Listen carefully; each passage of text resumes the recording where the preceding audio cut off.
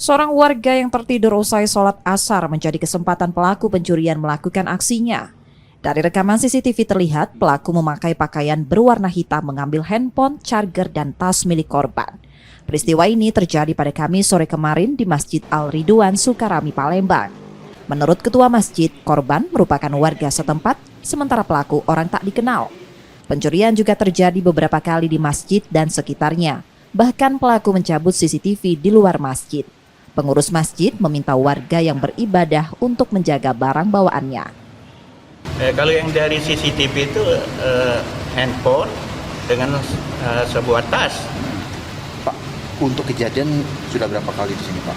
Kalau kejadian ini sudah berapa kali dulu ya pernah ya kehilangan barang-barang. Ya. Himbauan kami sebagai pengurus masjid ya kalau mau istirahat istilahnya itu ya barang-barang yang berharga harus disimpan. Udah tuh kalau tiduran itu jangan sembarangan. Karena ini memang rawan daerah kita ini. Pencurian ini akan dilaporkan korban dan pengurus masjid ke polisi setempat. Reski Oktora, Muklas Diferensial, Kompas TV, Palembang, Sumatera Selatan.